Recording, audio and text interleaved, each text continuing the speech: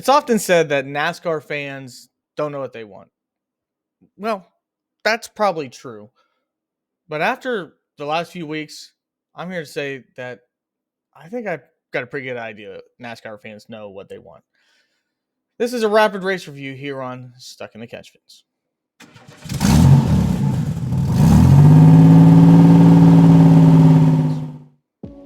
Welcome back. Hopefully you're having a wonderful Sunday or Monday if you're watching this the very next day. This is a rapid race review here on Stuck in the Catch Fence. A little bit different than what we've been doing here this week. Tried to work around some schedules. We'll get back to our normal routine next week. But we just got done with Talladega, where Tyler Reddick was the winner. Michael McDowell wrecks very, very late in that one. And Tyler Reddick ends up getting the win. Almost able to get Brad Keselowski in victory lane. Michael McDowell, the fastest car all week, qualifying. We don't have practice anymore, thanks NASCAR.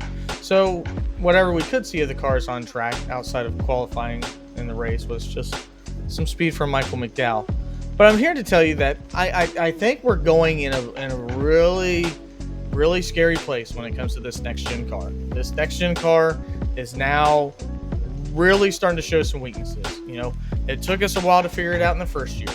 Things were getting ironed out in the second year. With the implementations that we have right now, this next gen car, man, outside a mile and a half, and that's only because you can go more than one groove, I'm getting worried. When the truck race and the Xfinity race are monumentally better and more pure in a racing product, that's not a good sign. And that's where we're at. This car, the next gen car, is so many flaws. You talk about drivers that get aero tight. You talk about drivers that, can make up for making mistakes due to shifting. We don't have the right tire for this car. And we may never get it because that's the way Goodyear operates. There's so many things that it's really starting to get concerning. We've lost the short tracks. The road courses, we got rid of all of them because they're not worth watching either. And then at Talladega today, in the middle of the pack, we're taking 3 seconds off normal pace for what? Saving fuel. Now, if you just watch this race and this is your first time watching super speedway racing, in the first stage, you're like, well, no, there's guys back and forth. Not because of racing. It was because they were saving fuel. When it came down to racing, because these guys were going forward, who didn't have to save fuel, and backwards, who did have to save fuel. And then you listen to the spotters, to the crew chiefs. Hey, you didn't save as much fuel as the other guy. Oh, okay, I'll try to do better next time. So what do? The more and more this race plays out, the less and less passing that we get. Because now the super speedways are a fuel management race. Not a take it 3 wide, get the draft, lose momentum, gain momentum. No, when you try to do that, you drop like a rock. You saw it at the end. Shane Van Gisbergen has to get like 18 different guys to go with him. Or as soon as you get out, car goes backwards. We're now to where the super speedways, and Atlanta's a little bit different, obviously, because it's a mile and a half, a completely different type of setup. So you can exclude in this Atlanta because it's very much difficult to move around compared to Daytona or Talladega, to where now our 2 mainstays on the super speedway package are fuel saving races. Our super speedways are Richmond, and our Richmond is dead. You can now go to Richmond and you don't have to worry about tires. You can go to Martinsville and you don't have to worry about tires. You can run 170 laps on tires at a short track. You now have to worry about fuel mileage. at a super speedway. What the hell are we doing? What are we doing?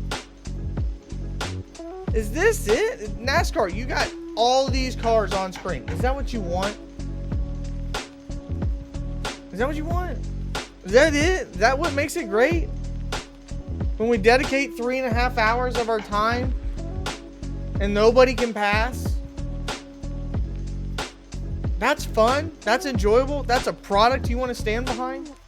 When the short tracks, the bread and butter, the foundation of this sport, nobody can pass.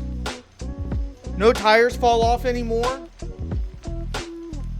This next gen car was built on a computer, in a simulation, and in real life, it's not it. The more and more information we get from it, the more and more garbage the fans have to watch. And you're like, no, he's just saying this so he can get a quick response and everything is actually okay. That's fine, if that's what you believe. I don't believe that. I don't believe that at all. I believe the Chicago street race this year, if it doesn't rain, is probably going to be more like what I thought it was going to be last year. And the other road courses. Watkins Glen in the playoffs? Well, whoever wins that, bet the house on it in qualifying. Next short track we go to, it ain't going to be like Bristol. Bristol was a happy accident. You got a tire company scared to make a tire that's not a rock. You have a car that you can't pass in on going 80 miles an hour because of aero. And now on the super speedways, we can't get 3 wide because the aero is so bad. They drop like a rock unless there's 15 people doing it all at the same time. Where do we go from here? I don't know. Watch the Xfinity race and truck race if you want to enjoy it. You watch the lower series for the pure racing fun, and you watch the cup races because of the stars. And NASCAR has a shitty time marketing them too. This isn't the Talladega I knew. This isn't the Martinsville I knew. Watkins Glen, Sonoma. I know it's easy to be the angry man yelling at the clouds, talking back in my day, the NASCAR, and that wears me out. But we're getting closer and closer to that being true. They screwed up the end of the Gen 6 car and the Gen 7 car after one entertaining year, and a lot of that too is because they made a tire that ended up blowing up in that year too. First year of the next gen car, the luster's starting to wear off. Something's got to change. That positive momentum we had at the beginning of the year, it's not there anymore. Our most exciting races is when people can't drive the car. Not a pure race. And, I don't mind one of those once in a blue moon, but it literally is going to Texas and only being able to run one groove. And if you try to run the second groove, you wreck. That's where we're at. That's where we're at. I don't know. Something's got to change. I hope. But according to NASCAR, I'm sure everything's hunky-dory. Nothing's going to change. I already said no horsepower changes. The sport wants to take itself seriously, and it's not happening. So, I don't know. If you enjoyed Talladega, good for you. I'm glad.